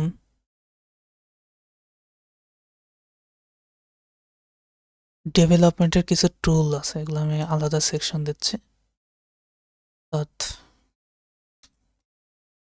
development tools, for example integrated development environment, IDE। এটা কি? যেমন ভিজুয়াল স্টুডিও কোড অথবা ভিজুয়াল স্টুডিও, ইন্টেলিজ আইডিয়া, পাইচার্ম, ঠিক আছে? আরও অনেক আছে। তারপরে হচ্ছে ভার্সন কন্ট্রোল সিস্টেম, যেমন গিট, তাই না? গিট হাব। তারপরে ডিবাগিং টুল, যেমন পোস্টম্যান অথবা ক্রোম ডেভ টুল, তাই না? তারপর প্রোটোটাইপ ডিজাইন টুল, যেমন ফিগমা, অ্যাডোবি XDI। ফিগমা এখন পপুলার, তাই না? এখন নেক্সট সেকশনে আমরা যেটা বলবো সেটা হচ্ছে, এটা আমি সেকশন দিচ্ছি না, এটা যেহেতু অলরেডি লিখেছি, সেটা হচ্ছে যে ফ্রন্ট এন্ড এবং ব্যাক এন্ড ডেভেলপমেন্ট। অর্থাৎ ফ্রন্ট এন্ড ডেভেলপমেন্ট হচ্ছে ব্যবহারকারীর সামনে যা দেখানো হয়, যেমন ইউআই গ্রাফিক্স আর ব্যাক এন্ড ডেভেলপমেন্ট দেওয়া হচ্ছে ডেটাবেস এবং সার্ভারের সাথে যারা কাজ করে এগুলো, যেমন সার্ভার লজিক, এপিআই ডেভেলপমেন্ট। আর ফুল স্ট্যাক ডেভেলপার হচ্ছে ফ্রন্ট এন্ড এবং ব্যাক এন্ড উভয়ে কাজে যারা দক্ষ, সেগুলো হচ্ছে ফুল স্ট্যাক, তাদেরকে ফুল স্ট্যাক ডেভেলপমেন্ট বলা হয়, ডেভেলপার বলা হয় এক কথা। তো এগুলোই,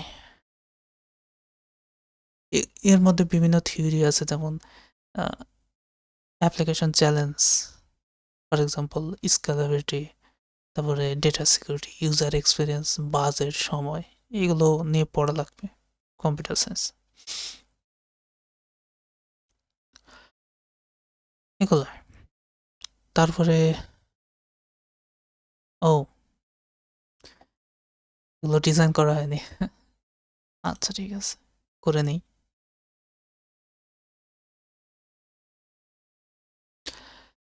এটা হচ্ছে আমার প্রথম ভিডিও ইউটিউবে। ভিডিও যে এত বড় হবে সেটা জানতাম না, আমি ভেবেছিলাম হয়তো আধা ঘন্টার মধ্যে শেষ করে ফেলবো। যাই হোক, প্রথম ভিডিও, আনস্ক্রিপ্টেড ভিডিও, সেজন্য এরকম। আমি আমার প্রত্যেকটা ভিডিওগুলোই আনস্ক্রিপ্টেড রাখবো, মানে যেগুলো জানি সেগুলো। স্ক্রিপ্ট করার আসলে সময় নেই।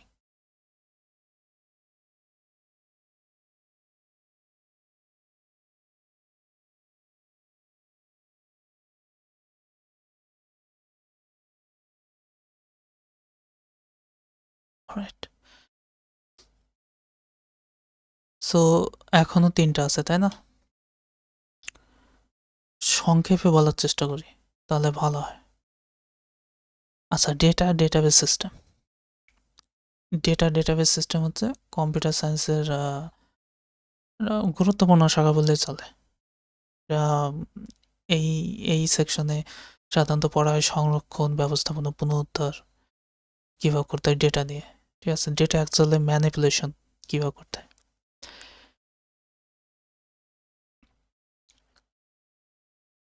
যেমন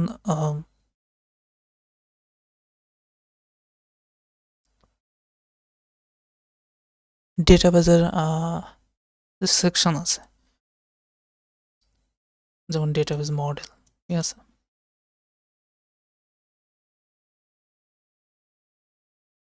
মডেল,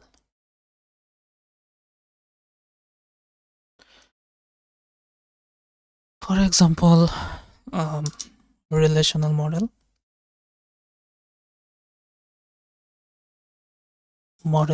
রিলেশনাল মডেল অ্যাকচুয়ালি হচ্ছে এক কথায় টেবিল আকারে যেসব ডেটা সংরক্ষণ করা হয়, ঠিক আছে? উদাহরণস্বরূপ মাইস এসকিউএল, পোস্টগ্রেসকিউএল, তাই না?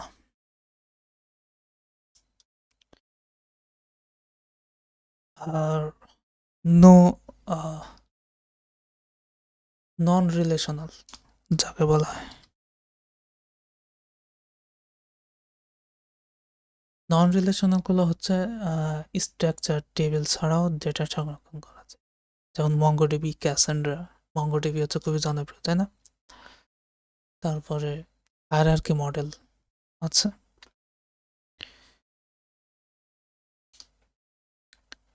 হায়ারার্কি মডেল এটা হচ্ছে ডেটা একটি গাছের মতো কাঠামো সংরক্ষণ করে, মানে ট্রি হিসাবে, ফর এক্সাম্পল আইএমএসআই। আর আরেকটা টেক হচ্ছে গ্রাফ মডেল, গ্রাফের মাধ্যমে ডেটা সংরক্ষণ করা, যেমন নিও ফোর যে, আই থিঙ্ক নিও ফোর যে হচ্ছে গ্রাফ মডেল।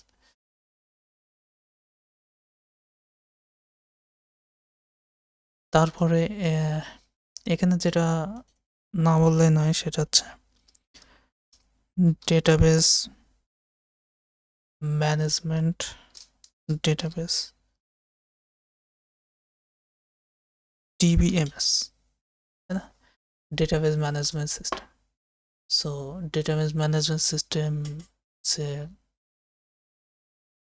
এর মূল যে কথা সেটা হচ্ছে ডেটা অ্যাক্সেস, ডেটা সহজে কীভাবে খুঁজে পাওয়া যায়, ডেটা সিকিউরিটি, অনুমোদন, তো ডেটা অ্যাক্সেস প্রতিরোধ, ডেটা ব্যাকআপ, ঠিক আছে?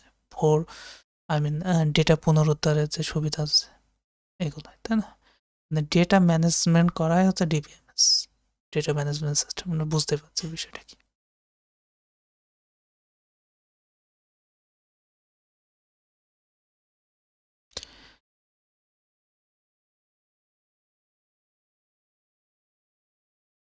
তারপরে আরো সেকশন আছে যেমন ডেটাবেস ডিজাইন,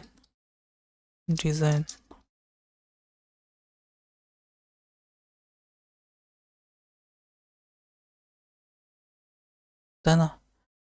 যেমন ডায়াগ্রাম তৈরি করা, নর্মালাইজেশন করা, ইন্ডেক্সিং করা, ঠিক আছে, এগুলো ডেটাবেস ডিজাইনের মধ্যে পড়ে।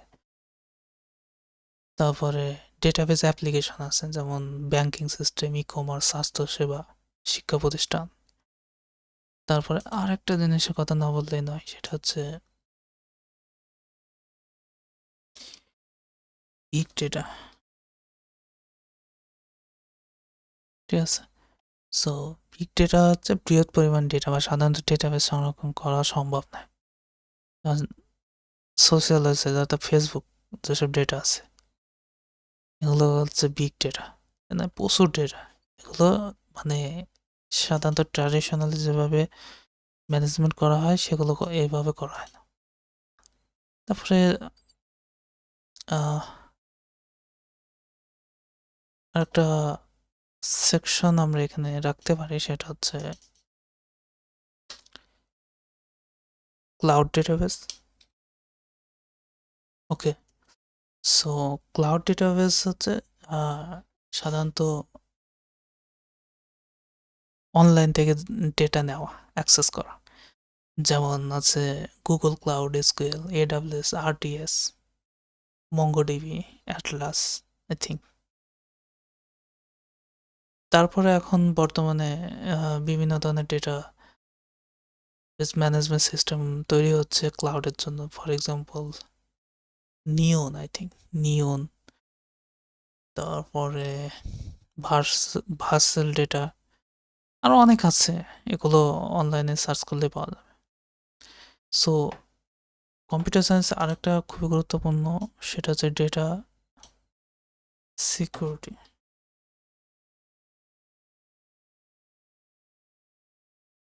না?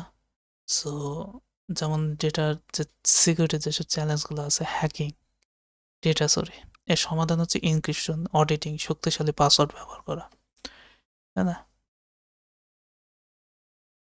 এগুলোই, আর কিছু রাখলাম না।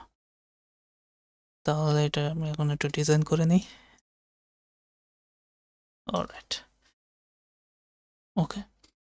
সো এবার আমরা যেটা জানবো সেটা হচ্ছে হিউম্যান কম্পিউটার ইন্টারাকশন, অর্থাৎ HCI। সো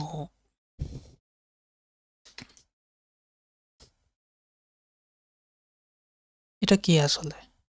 কম্পিউটার সায়েন্সের এগুলো মানে কিভাবে পড়তে হবে? অর্থাৎ হিউম্যান কম্পিউটার ইন্টারাকশন হচ্ছে কম্পিউটার সিস্টেমের সাথে মানুষের যোগাযোগের প্রক্রিয়া। এটি মানুষের এবং কম্পিউটারের মাধ্যমে যে তথ্য আদান প্রদান হয় এবং ব্যবহারকারীর অভিজ্ঞতা উন্নতি নিয়ে কাজ করে, সেটা নিয়েই হিউম্যান কম্পিউটার ইন্টারাকশন। অর্থাৎ এর গুরুত্ব যেমন ব্যবহারের সহজতা, কর্মদক্ষতা বৃদ্ধি, ব্যবহারকারীর সন্তুষ্টি, সফটওয়্যার বা অ্যাপ্লিকেশনের ত্রুটি হ্রাস, তাই না? সো এটা একটা থিওরিটিক্যাল একটা বিষয়। সো এটার আমি যদি ধাপ আলোচনা করতে চাই যে কম্পিউটার সায়েন্সে কী কী পড়তে হবে, যেমন রিকোয়ারমেন্ট, এস সংক্ষেপে লিখছি, ACI ডিজাইন, অর্থাৎ human computer interaction design process. এটা আসলে হচ্ছে ডিজাইন একটি ব্যবহারকারী কেন্দ্রিক প্রক্রিয়া, ঠিক আছে, যেখানে ব্যবহারকারীর চাহিদা এবং অভিজ্ঞতা মুখ্য। সো এটার অনেক ধাপ আছে, যেমন রিকোয়ারমেন্ট গ্যাদারিং, অর্থাৎ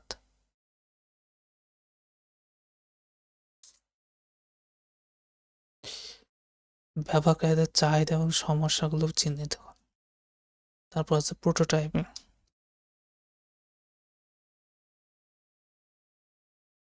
তারপরে আছে ইউজার টেস্টিং,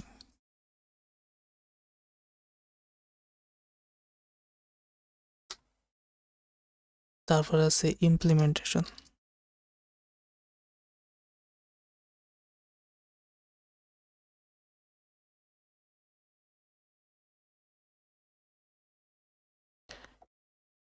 তারপরে মেইন। ওকে, সো এখন বিষয়টা হচ্ছে যে প্রথম ধাপ হচ্ছে ব্যবহারকারীর চাহিদা এবং সমস্যাগুলি চিহ্নিত করা, যাতে অর্থাৎ রিকোয়ারমেন্ট গ্যাদারিং। তারপর প্রোটোটাইপ তৈরি, অর্থাৎ প্রাথমিক ডিজাইন এবং মডেল তৈরি করে ব্যবহারকারী প্রক্রিয়া নেয়। তারপরে ইউজার টেস্টিং, তা ব্যবহারকারীর সাথে পরীক্ষা চালিয়ে ডিজাইন কার্যকারিতা যাচাই করা। ইমপ্লিমেন্টেশন, অর্থাৎ ডিজাইন বাস্তবায়ন করা, অর্থাৎ ব্যবহারকারী ফিডব্যাক অনুযায়ী ফাইনাল ডিজাইন তৈরি করা। রক্ষণাবেক্ষণ অর্থাৎ মেইনটেন্স হচ্ছে ডিজাইন বা সিস্টেমের উপর ভিত্তি করে পরবর্তী আপডেট পরিবর্তন করা।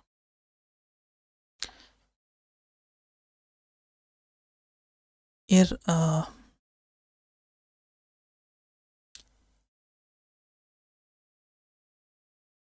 এর যে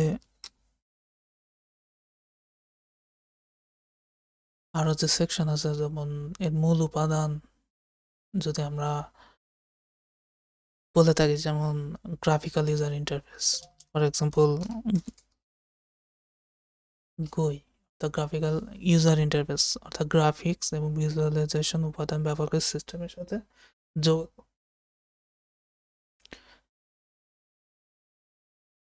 তারপরে হচ্ছে ভুই, অর্থাৎ ভয়েস ইউজার ইন্টারফেস, ভয়েসের মাধ্যমে কম্পিউটার বা ডিভাইসের সাথে ইন্টারাকশন। তারপর আছে টেক্সট বেস ইন্টারফেস, তাই না, বেসড ইন্টারফেস, অর্থাৎ কমন লাইন ব্যবহারকারী ইন্টারফেসের সাথে যোগাযোগ।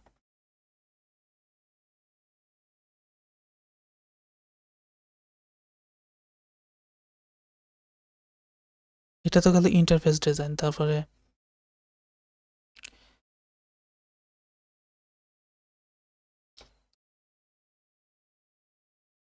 ডিজাইন। ওকে, তারপরে আরো আছে যেমন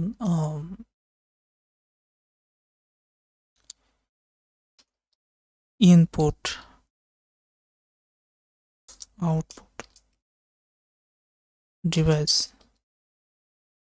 এগুলো কি ইনপুট ডিভাইস হচ্ছে mouse, keyboard, touch screen, controller. আর আউটপুট ডিভাইস হচ্ছে মনিটর, প্রিন্টার, স্পিকার, এসব, তাই না।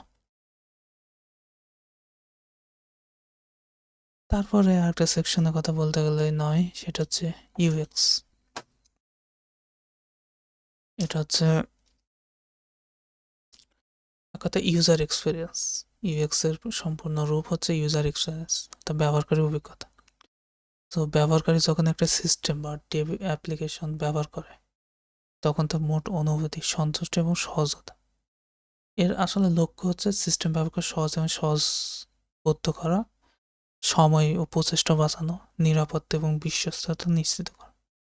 এর বিভিন্ন প্রক্রিয়া আছে, যেমন research, design, prototyping, testing, implementation, তাই না। এগুলো সম্বন্ধে জানতে হবে কম্পিউটার সায়েন্স।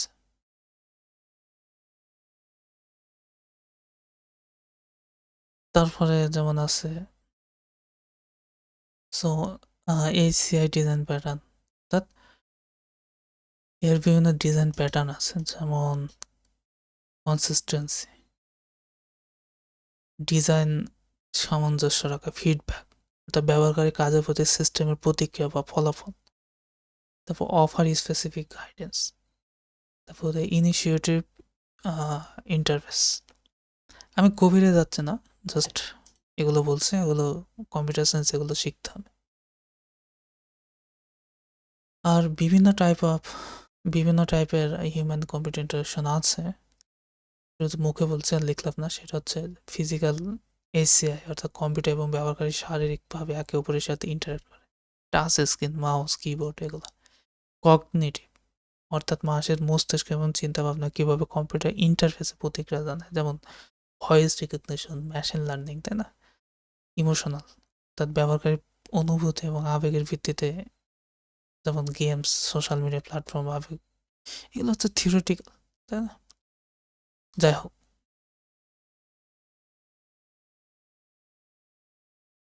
তারপরে আমি মনে হয় লাস্টে চলে এসেছি।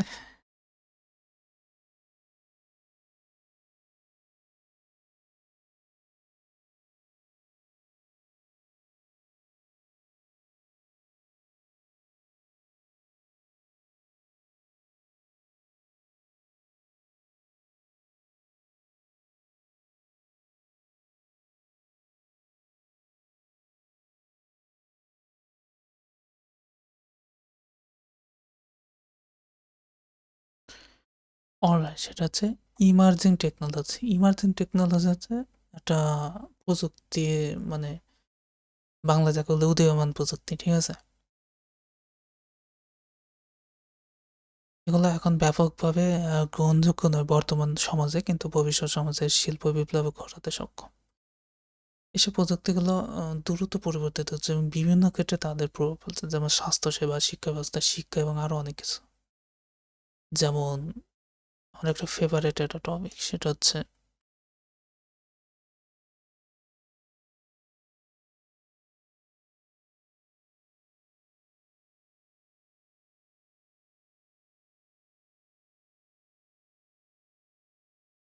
কোয়ান্টাম কম্পিউটিং, তাই না? কোয়ান্টাম কম্পিউটিং অর্থাৎ কোয়ান্টাম মেকানিক্সের মূলনীতি ব্যবহার করে যেসব কম্পিউটার ক্রিয়া করে, কাজ সম্পন্ন করে, এটি প্রচলিত কম্পিউটার চেয়ে অনেক দ্রুত এবং শক্তিশালী কাজ করে। ভবিষ্যতে হয়তো ডাটা এনক্রিপশন এবং সিকিউরিটি, বড় ডেটা বিশ্লেষণ এবং অ্যালগরিদম উন্নয়ন, রোগ নির্ণয় এবং নতুন গবেষণা, এগুলো কাজে লাগবে, তাই না? আর আমরা যদি কোয়ান্টাম কম্পিউটিং এর ভবিষ্যৎ প্রস্তুতি যদি বলতে চাই, সেটা হচ্ছে যে কোয়ান্টাম কম্পিউটারের জন্য বিশেষ কোয়ান্টাম বিট ব্যবহার করা হয়, যা এক সময় একাধিক অবস্থা গ্রহণ করতে সক্ষম। এটা হচ্ছে এটার মূলনীতি। তারপরে ব্লক চেইন টেকনোলজি, এটা অলরেডি ইমপ্লিমেন্ট হচ্ছে, তাই না?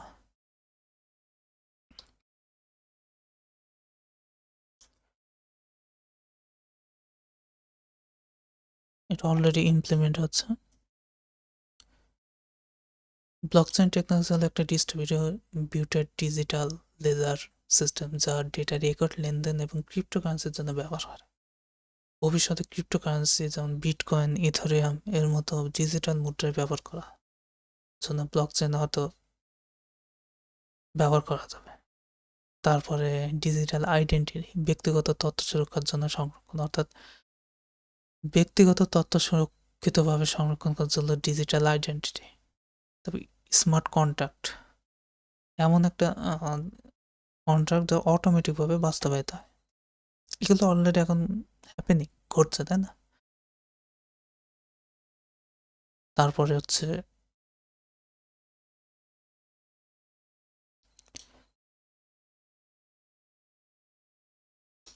রোবোটিক্স।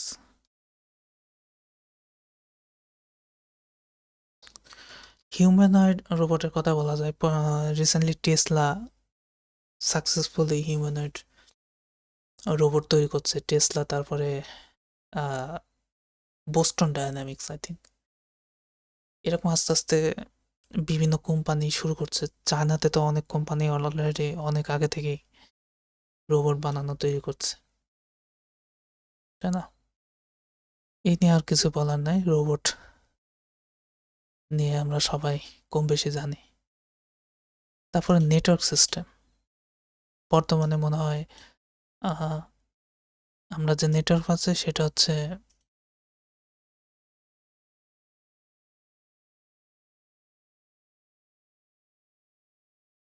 আমি যে কথাটা বলতে চাচ্ছি সেটা হচ্ছে যে বর্তমানে আমরা যে নেটওয়ার্ক আছে সেটা হচ্ছে 5G, তাই না? হয়তো নেক্সট আসবে 6G, 7G, 8G, তাই না? জাপানে অলরেডি 6G নেটওয়ার্ক নিয়ে রিসার্চ হচ্ছে। তো এটা কম্পিউটার সায়েন্সের একটা খুবই ইম্পর্ট্যান্ট দিক মনে করে। তারপর সম্প্রতি মার্ক জুকারবার্গ ভিআর নিয়ে অনেক ভার্চুয়াল রিয়ালিটি এবং এআর অগুমেন্টেড রিয়ালিটি নিয়ে অনেক কাজ করছে। অনেক, শুধু মার্ক জুকারবার্গ না, অনেক কোম্পানি কাজ করছে। ভিআর হলো ভার্চুয়াল পরিবেশে, অর্থাৎ গেম সিমুলেশন এগুলো খেলা। আর এআর হলো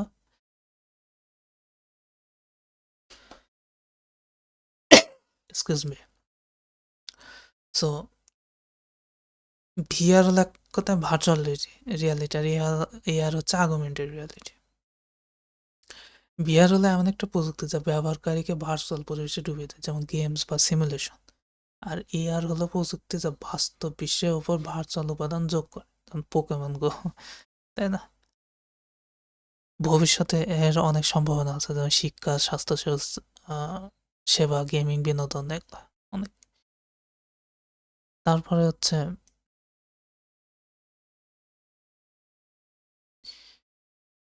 জেনেটিক ইঞ্জিনিয়ারিং।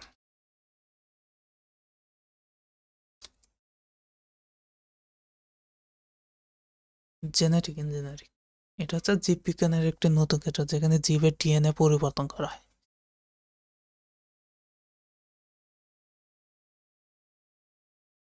ঠিক আছে, এটা নিয়ে আর বলার কিছু নেই।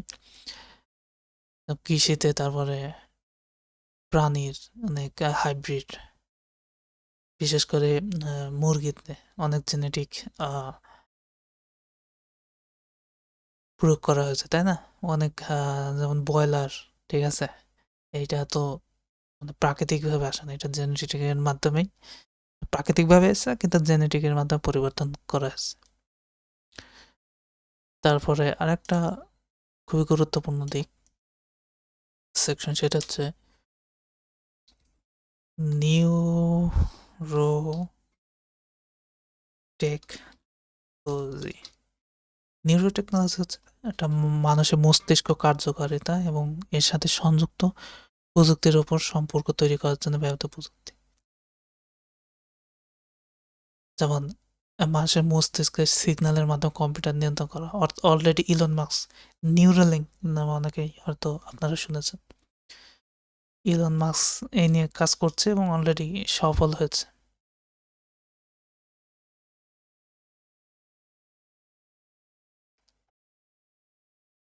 তারপরে অনেক কাজে এটা ব্যবহার করা যাবে, স্মৃতিশক্তি উন্নয়ন, মানসিক স্বাস্থ্য।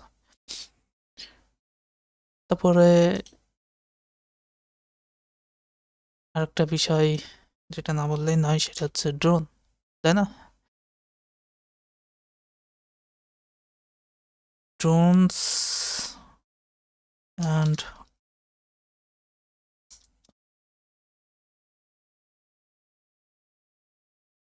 অটো নো অটোনোমাস সিস্টেম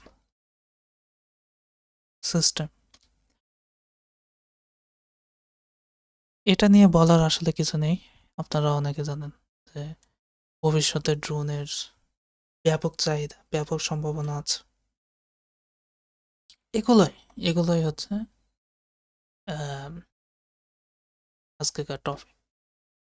তো ডিজাইন করে নিচ্ছে লাস্ট।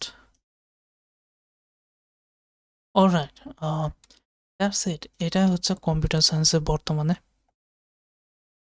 আমার জানা মতো একটা রোড ম্যাপ, যে কম্পিউটার সায়েন্স যে কত বিশাল এর বিস্তৃতি, এটা বোঝানোর জন্য আজকের রোড ম্যাপটা আলোচনা করা হয়েছে।